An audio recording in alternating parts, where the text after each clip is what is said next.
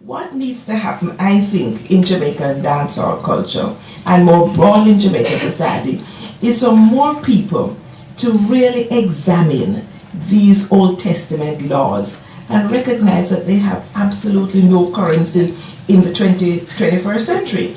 Now, one of the problems for the dancehall DJs is that, of course, they take all of this very literally, and so the dancehall DJ sees himself as a voice of God calling down judgment on people who are violating God's law.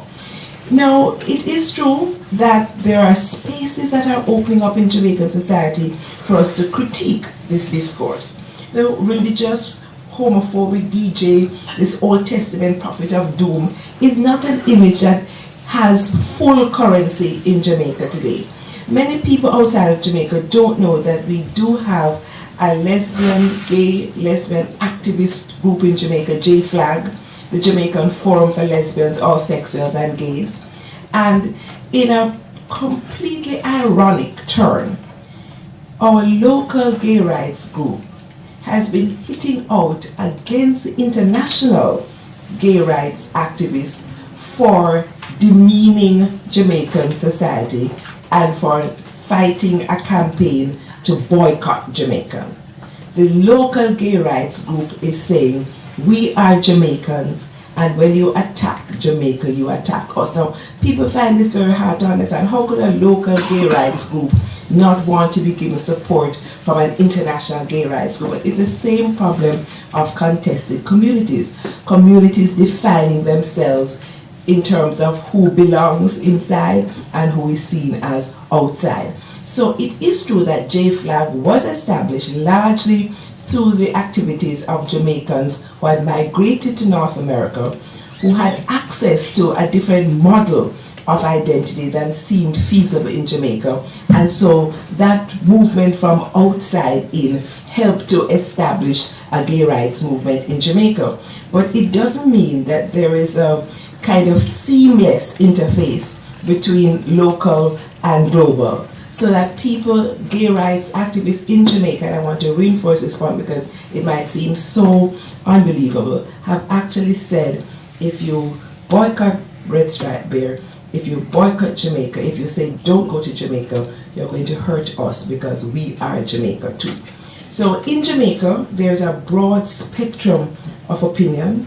You have the far left, depending on which is left and which is right, but the far left, the gay rights groups that are saying no, the conventional definition of Jamaican identity that excludes us has to be dismantled.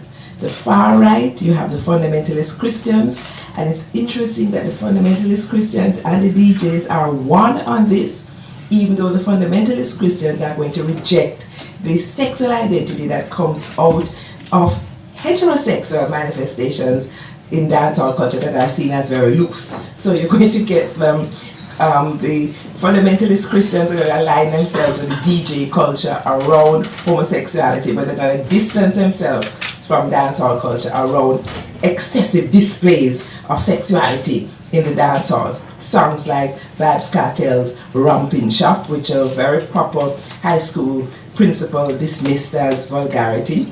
And I wrote a newspaper column in which I said, this seems like pretty normal heterosexual behavior. There's no bestiality, there's no pedophilia, it's just good old-fashioned sex. What's wrong with Rompin' Shop?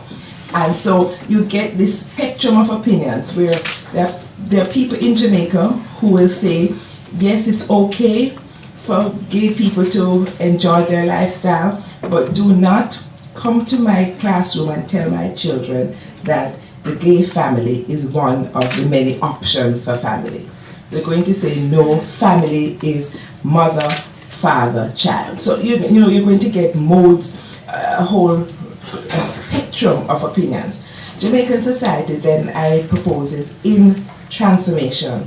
And I want to use Tanya Stevens' Do You Still Care as a very good example of protest coming out of Jamaican dancehall culture that is challenging us to interrogate our perceptions of who is in, who is out, who is Jamaican, who is not Jamaican, who belongs in community and who does not. And this Tanya song gives me the opportunity to introduce the notion that I've coined the word heterophobia as fear of difference. I think it's better than homophobia, which is a fear of the sameness of same-sex relations, because heterophobia speaks of fears of difference. We tend to fear that which we see as different from us, whether it's race, class, sexual orientation. We belong to communities of people who are like us, and people who are not like us are outsiders. So the last track, Do You Still Care? Oh, oh, oh, oh, oh.